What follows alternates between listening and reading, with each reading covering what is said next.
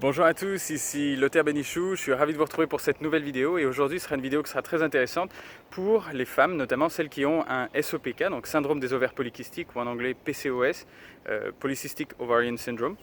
Et pourquoi est-ce que c'est un sujet qui est intéressant? Eh bien parce que vous savez que sur cette chaîne on parle d'acné et qu'en fait dans le diagnostic du syndrome des ovaires polykystiques, on parle souvent d'hyperandrogénie, donc une surexpression en tout cas une surconcentration des hormones mâles et qui vont s'accompagner du coup de la manifestation d'acné. Alors pourquoi est-ce que je vous en parle dans cette vidéo? Et vous allez voir qu'on va en parler vraiment en lien avec l'acné. Parce que il y a beaucoup de femmes qui viennent nous voir et qui nous disent moi de toute façon Lothar, ça ne pourra pas passer ce que je fais, ça ne pourra pas passer mon acné tant que je n'aurai pas adressé le facteur hormonal, j'ai un SOPK, j'ai été diagnostiqué.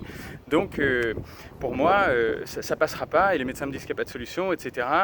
Alors première chose, il faut se rappeler qu'effectivement, il y a bien un facteur hormonal à gérer. Maintenant, il faut se rappeler de quelque chose d'important. Les bouleversements hormonaux viennent souvent du lifestyle, aussi de la manière dont on vit. Et de beaucoup de facteurs inhérents en fait à cette manière de vivre. Et du coup, il est tout à fait possible de commencer à avoir des résultats là-dessus, rien qu'en modifiant certains points clés. Maintenant, ce qu'il faut savoir aussi, c'est que adresser le facteur hormonal est extrêmement important aussi. Voilà, après, il y a une manière de le faire, d'une manière très cadrée, très suivie, etc. Maintenant, ce qu'il faut s'enlever de la tête, c'est que c'est une pathologie dont on ne connaît rien et qu'on ne sait pas d'où ça vient, on ne sait pas comment ça part, etc. C'est simplement pas vrai. On a pas mal d'informations là-dessus. On a beaucoup d'informations notamment sur d'où provient cette hyperandrogénie.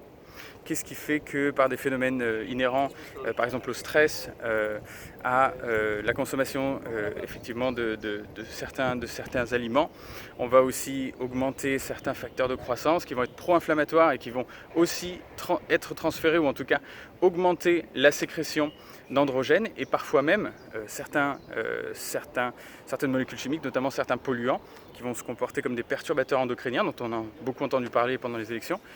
Eh bien, ces molécules-là vont venir bloquer certaines enzymes qui normalement sont là pour évacuer ou en tout cas transformer ces androgènes en estrogènes notamment aussi.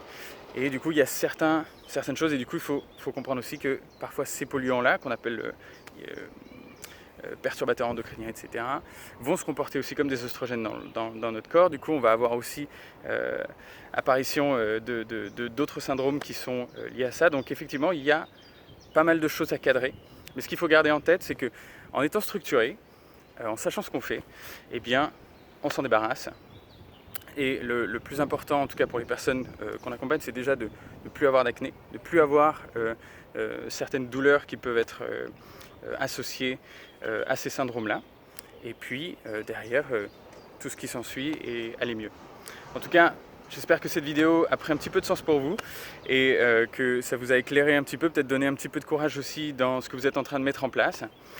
Moi, ce que je peux simplement vous suggérer, si vous avez envie d'en savoir un peu plus sur ce qu'on fait, c'est de regarder un petit peu nos vidéos sur YouTube ou peut-être simplement cliquer sur le lien que vous allez trouver dans la description de cette vidéo vers un webinaire qui vous explique un peu plus comment est-ce qu'on travaille, quelles sont les différentes étapes par lesquelles on passe. Et puis, si vous êtes prêt à changer les choses pour vous et déjà retrouver une peau nette, mais surtout vous occuper de ces problématiques plus profondes, avoir un meilleur contrôle de votre corps et pouvoir avancer, puis être la personne que vous avez envie d'être sur tous les niveaux. Voilà. En tout cas, prenez bien soin de vous, puis je vous retrouve dans la prochaine vidéo. Bye bye.